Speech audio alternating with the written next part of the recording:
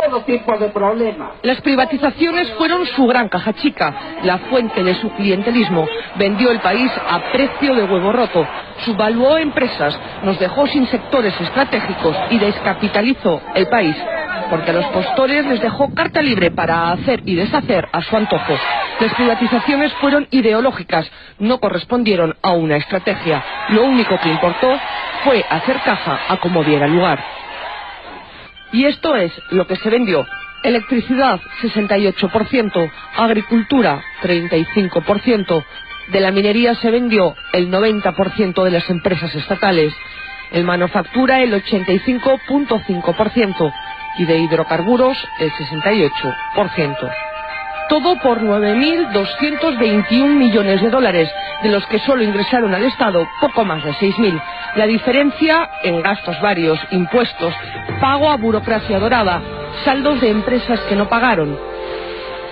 Y de los 4.880 millones que gastó de la privatización, el 45% lo destinó a la compra de armamento de ese que ahora se cae y al pago de deuda externa, algo que por ley estaba prohibido. El dinero de la privatización debía ir al desarrollo social y a la pacificación interna. Vayamos con algunos hitos de la privatización.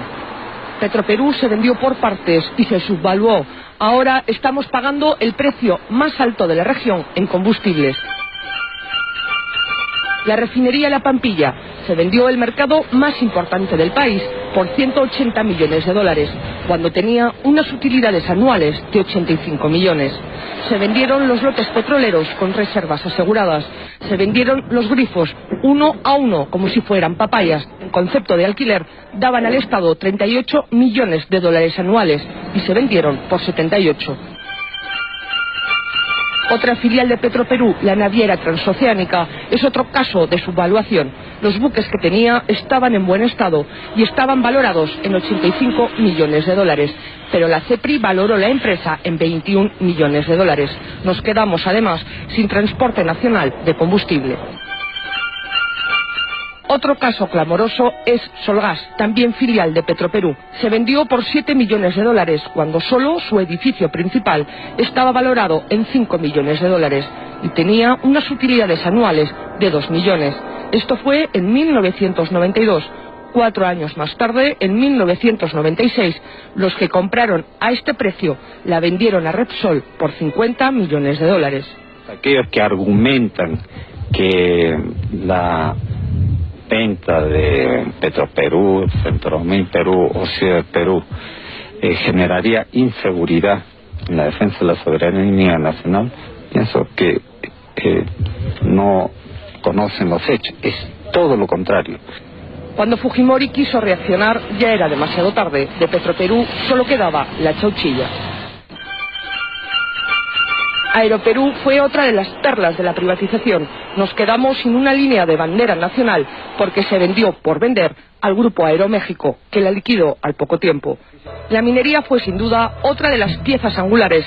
Fujimori les dio un marco tributario que hasta ahora es el origen de muchos conflictos sociales. No puso límites a la contaminación. Caso Hierro Perú. Se presentó como el espaldarazo de la privatización.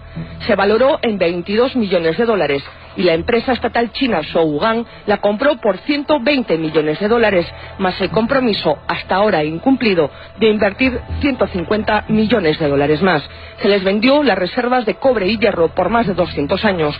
Ahora la empresa china lo que ha creado es un grave conflicto social. Contamina, paga salarios de miseria, pero exporta 120 millones de dólares al año.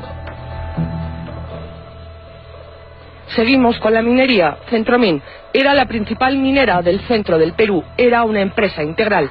Doerram compró una parte, Volcan la otra. En los dos casos no pagan casi impuestos, contaminan, no han cumplido con sus compromisos de inversión y tienen utilidades millonarias. Se vendieron a precio de risa. Por ejemplo, el yacimiento de Cerro de Pasco se pagó 61 millones de dólares cuando tenía utilidades de 20 millones al año. Nosotros evitamos y hemos tomado en este momento el local a fin de evitar que en este gobierno, que ya está en las postrimerías, se llegue pues a una coligación a entregar pues a unidades estratégicas que son de interés del país. Minero Perú también se regaló. Solo un ejemplo, por el yacimiento de cobre de Quellaveco se pagó 12 millones de dólares y el compromiso de invertir 2.800 millones más.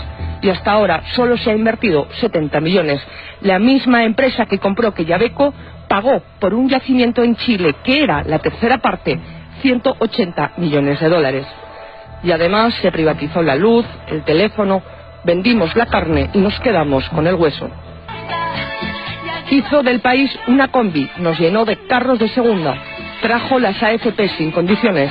Definitivamente fue el hombre guantán, cobertura transparente, fondo triturado. Él sí que cumplió con perder una oportunidad histórica. Al fin y al cabo, era un japonés sin respeto por el país que lo acogió.